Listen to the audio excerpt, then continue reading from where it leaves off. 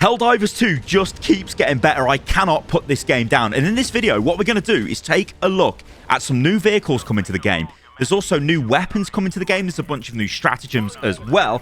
And the creative director of Helldivers 2 gives us some really interesting information on weapon statistics. And also, this game is really, I think, innovating the live service model, and it's totally selling players on the fantasy of this massive galactic war. And I think we need to break that down because it is so critical to this game's success, and it's what's keeping us coming back for more. It's like we don't care about the rewards, we just want to see what happens in this massive, well, I guess, galactic story. All right, let's break this down. So first up, we've got this, can we call this a leak or is this a bug? We're not even sure what this is. Now, there's a couple of different ways of looking at this. The first one is the game's literally bugging out, and when people are playing, sometimes they get access to stratagems, which kind of they shouldn't have access to. The other thing is, yeah, possibly people are hacking the game to spawn these vehicles in. I mean, again, we don't know. And the third thing, this could just be some really super clever viral marketing by the Helldivers team, because they know it's going to drum up sort of footage and, you know, coverage of the game. So what we're looking at here is there's a link in the video description below to go to the source for this. But essentially, it's video footage of the new mech units and this sort of Halo-style Warthog. You've just seen it get dropped off.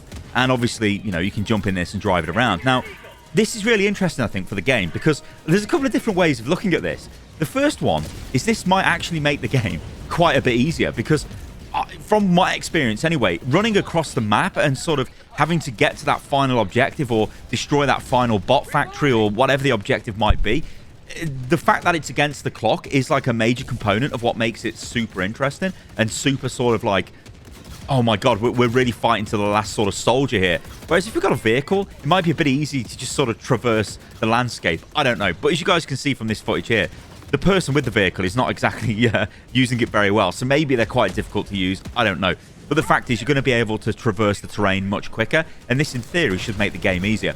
As for the actual mechs themselves, again, we don't know like how strong they'll be. But you've got to assume they're going to be pretty strong. You know, you've got to assume that they're going to be able to, you know, do quite a bit of damage. They are massive, giant mechs after all. All right, I just wanted to cover that because I think it would be really, really cool when these hit the game. And I think what's really awesome about this is I'm kind of going down the path of it's maybe some sort of super viral marketing from the devs. But what I think is really cool about it is you can already see these things that are pretty much ready to go. So there's a content pipeline for the game that's adding more stuff, which is just going to make the game more fun. And honestly, I'm all there for that. Okay, let's take a look at some of the details sort of behind the games. Now, some of this stuff I believe has been data mined. There is a link in the video description below to the source for this information. But yeah, take it with a pinch of salt. But also, you know, this is, again, it does highlight how much stuff they've got ready to go, again, if this is real. And like how much they, you know, they're really going to build on what we've got. So these apparently are stratagems, which are in the game. They're in the game files. We might not have access to them yet. We might not even get access to them, but we may. And I think it's cool to cover this. So there's drop-off combat walker. Well, we've kind of seen that. That's probably the mech. Drop-off combat walker president reward. Raise flag, which may be from the tutorial, possibly. I'm not sure. Bug thumper. Well, that sounds pretty cool. Sounds very Dune. Medic backpack. Displacement backpack. Drop-off cargo container, which might be some absolutely massive resupply thing. Health pack rack. Health pack rack president reward. Shoulder mounted camera. Jammed pinata. Mini missiles. Drop off lav president reward. Cover. Drop off FVR. Spire sterilizer. And ship bowling. There's also a new faction as well coming to the game. Now, I didn't play Helldivers, and I'm pretty sure these guys might be from Helldivers. But anyway, the new faction, the Illuminate, and the type Adept can call for allies. The type, I think, refers to unit type, basically. So an Adept can call for allies. A Ghoul, an Illusionist can fire projectiles, but also force choke victims, which would be really cool. So that would be like a form of crowd control, which isn't actually in the game at the moment. Obelisk Fire, Outcast, Pathfinder, and Summoner. There also appears to be weapon customization as well, which again, this could be super cool. So weapon customization slot none, weapon customization slot under barrel, and then we've got optics, paint scheme, muzzle, magazines, ammo type, an ammo type alternate, which I think could be really cool. Imagine if you could change ammo from armor piercing to, like, you know, frag or something, or what's it called? Is it flechette? I'm gonna get this totally wrong. I think it's flechette, isn't it? Doesn't that like explode, or it's like heat or something? I don't know. I'm not really down with my shotgun ammunition. You guys in the comments can correct me. But again, that's really cool, right? I'm liking what I'm seeing here. And then finally, there's a bunch of potential new weapons coming to the game. So jet rifle, Phoenix, plasma rifle, plasma shotgun, laser rifle long, probably a sniper, battle rifle, going very Halo here, especially with the Warthog, crossbow, grey fax, placeholder pistol, okay, grenade pistol, plasma pistol, laser pistol, heavy machine gun, laser cannon, sniper rifle, laser guided missile launcher, fire and forget, an FRV, again I don't know what that is, but possibly a machine gun, and a lav machine gun, which could be a light armor vehicle, and a double barrel mount LMG, the Stalwart, which we've already got that in the game anyway, but if you can mount it, that'd be pretty cool. And Nick's debug gun, which is a dev tool. So yeah, I think this is all cool, right? What I like about this is they've launched the game, and if all of this stuff comes to fruition and actually gets added into the game, it's like you can see they've got a plan, right? They've given us the content that we've got now, and they're building on top of it, and what they're adding to the game appears to be really fun. Of course, we don't have any, you know, we can't view any of this stuff, and it is just essentially a text list of things coming to the game. But I mean, if it's true, it looks really, really cool, and honestly, you know, I just think this is a great way to develop the game. So talking of developing the game, let's take a look at this. So this is from the boss of Arrowhead Studios, also the creative director of Helldivers 2. And he says this: in regards to Helldivers 2 weapon stats, so many of you use the 4 stats we show as comparison, while each gun has maybe 50 stats in total. The numbers are a guideline, but does not paint a complete picture. Use the one you like the most. Now, this is really interesting because this is kind of like a game design conundrum, because if you give everyone all of the stats for all of the weapons, we will work out what is the best weapon or the best weapon against an enemy type. Then it will be expected that you are to run that weapon in the group, and if you don't, then potentially you could get removed from the group. Well, I do want to touch on this a little bit. I've seen a lot of discussion about, oh yeah, people are getting kicked from groups if they don't have meta stratagems and things like that. I mean, I've never been kicked from a group because of that. And I'm pretty sure people are just sort of going along with that narrative, and it's not actually really happening. But, like I said, I think this is a really interesting decision from the devs, because on the one side, I'd like to see all of the weapon statistics and stats and everything. But on the other side, you know, you've got your lead dev here saying, look, just use the one you like the most. They're all going to be pretty much usable. So just use whatever. Like, we don't want players being, you know, having a bad experience because they don't have meta build-outs, which I guess makes sense.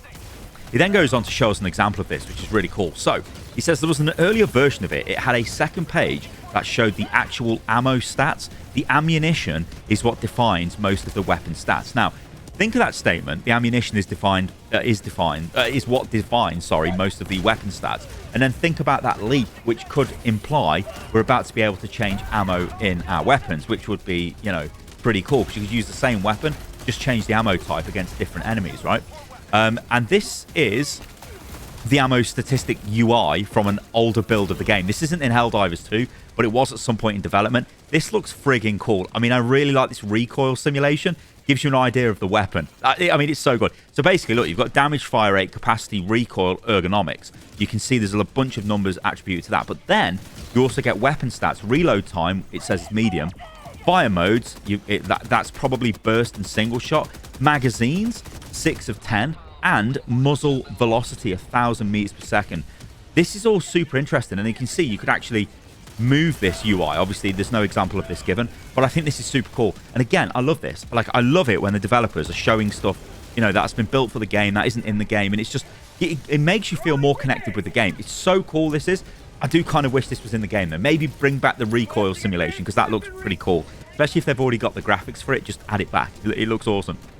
Right then, this game, this sounds completely ridiculous, but I think it's redefining live service games. You know, on the face of it, it's just a co-op game against, you know, it's a co-op survival game, essentially. Yeah, you know, you've got certain missions where you're trying to, you know, like in Blitz, you're going around the map trying to destroy stuff. But most of the time, you're just fighting for your life, right? Yes, there are optimal ways to farm for stuff, but you don't really have fun like that. The game is its best when it's just absolutely chaotic and mad things are happening. Now, why is this working so well as a live service game? Well, I mean, I can straight up say this to you.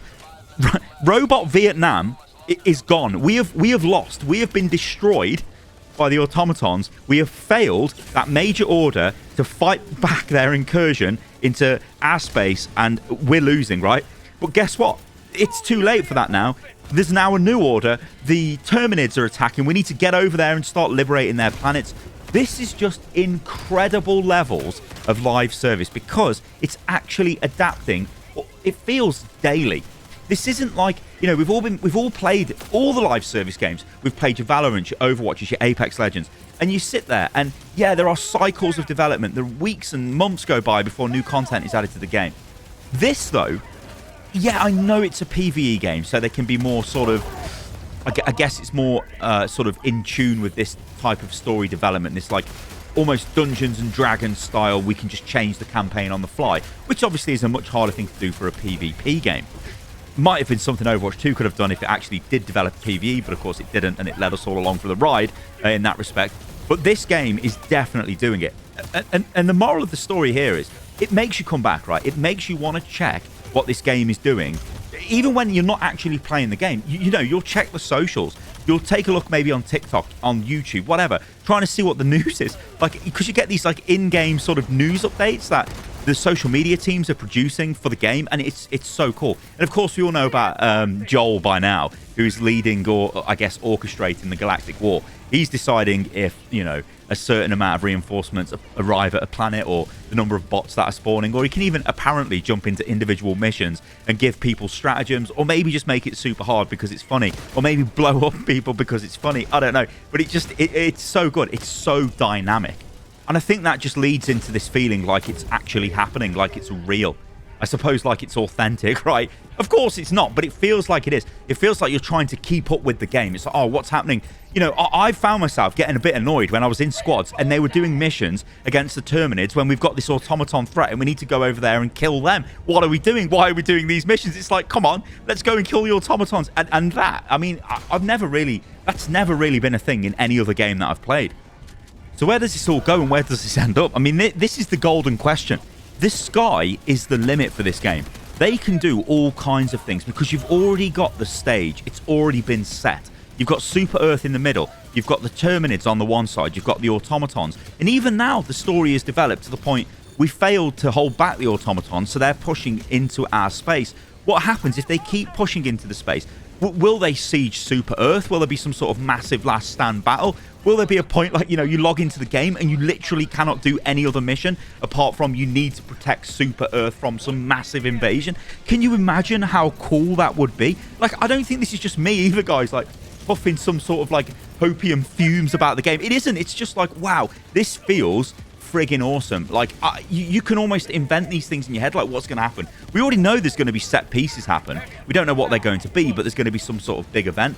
I'm sure when other factions get announced into the game, there'll be some sort of massive attack. We've got the Terminid control network, which I think is being turned on or is almost ready to be turned on. Will that contain the Terminids? Will that just make the Terminids go crazy and they go on a massive offensive? I mean, who knows, right? But this is the cool thing about this game.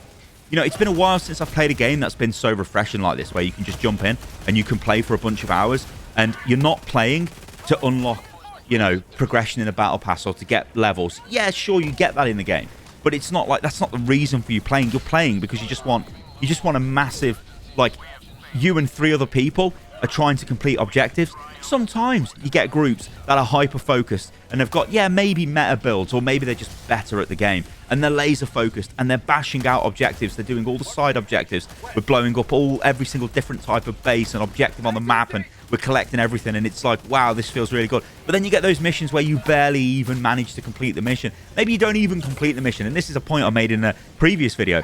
Even when you lose, you win in this game because it's so bloody fun. You don't even care. It's like, oh yeah, we've lost the fight. We're all getting butchered. Who cares, right? We had a good time doing it. It's almost like you want that cinematic moment.